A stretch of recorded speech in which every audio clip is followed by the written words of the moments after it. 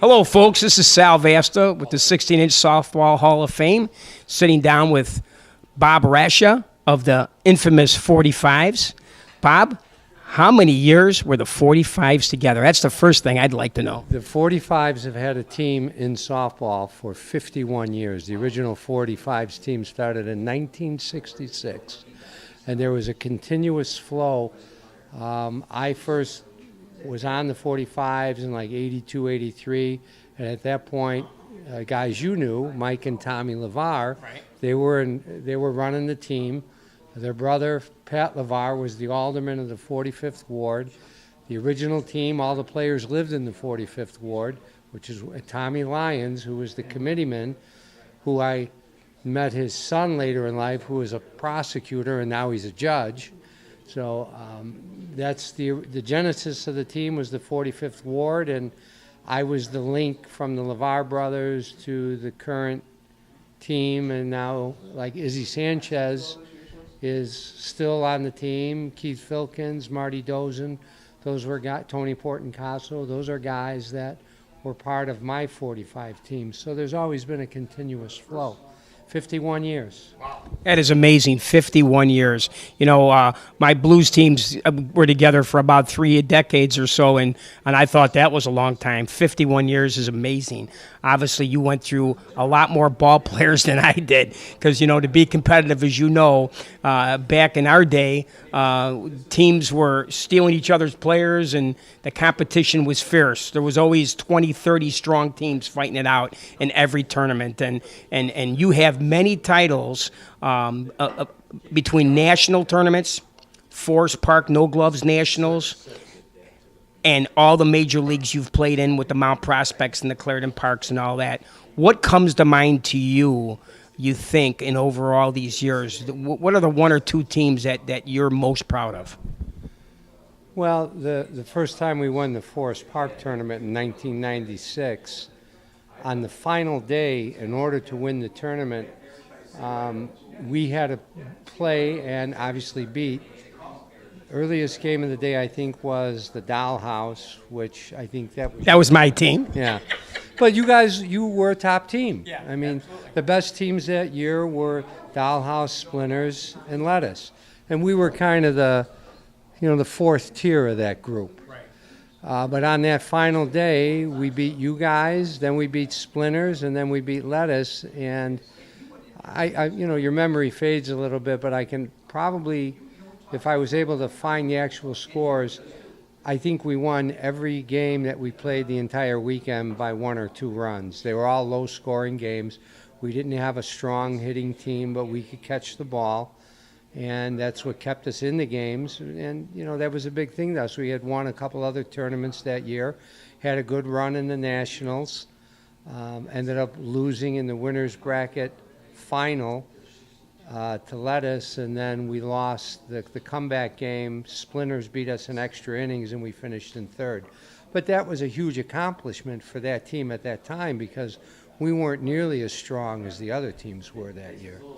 It's always sweet when you beat those top teams on the way to a title.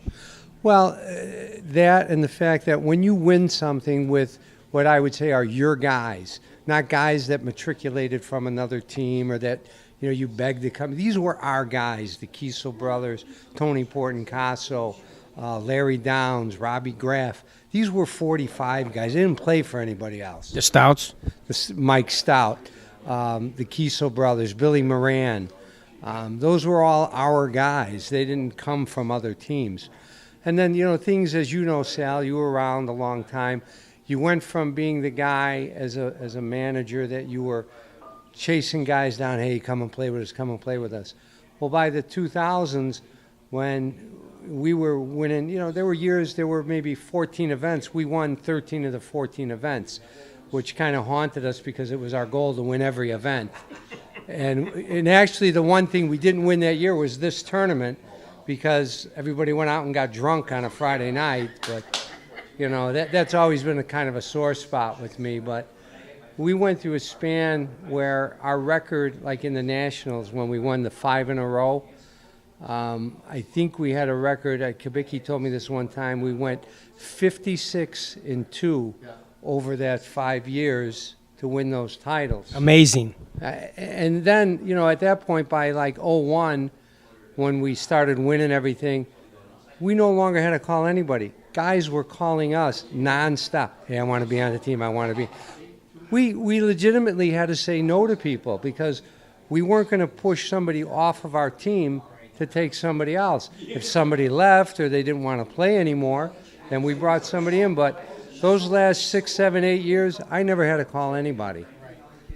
All the top teams had a nucleus, just like you did, and you kind of filter in 1 or 2 new guys every year, but you had a tremendous nucleus, and a lot of loyalty is involved, and I'm sure you felt that you expected the same loyalty in return from your players.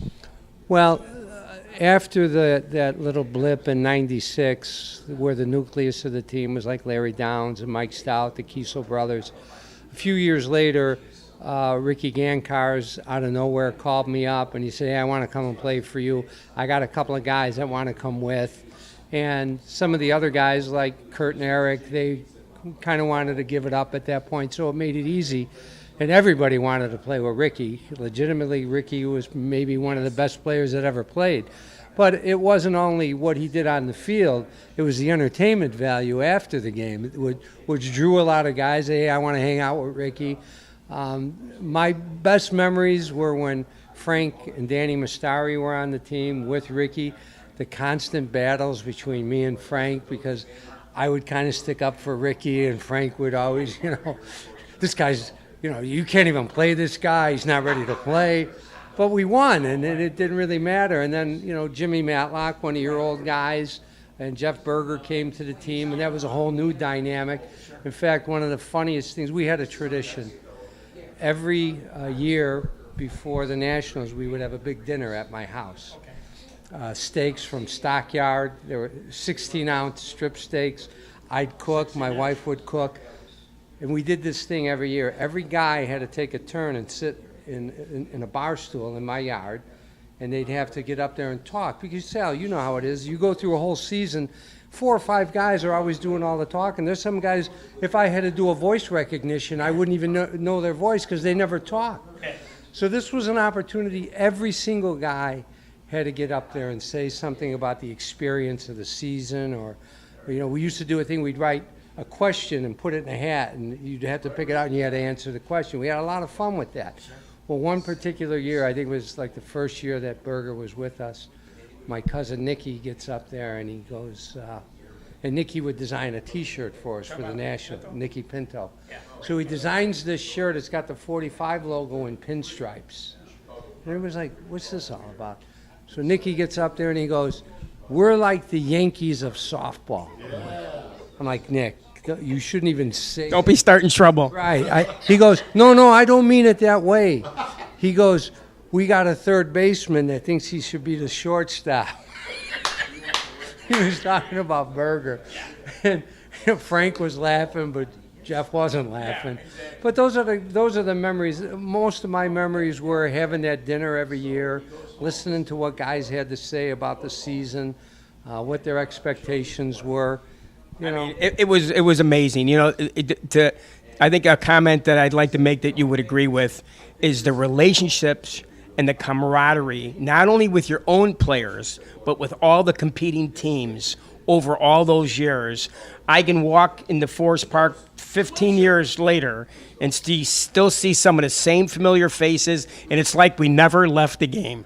Well, the funniest thing that happens to me is there's a lot of South Side guys that work for the county. They work at the jail. They work in the courthouse. And these are guys I really didn't know on a first-name basis. But I'll be walking through the jail to visit a client. Hey, you're the guy from the 45s, which is actually kind of funny.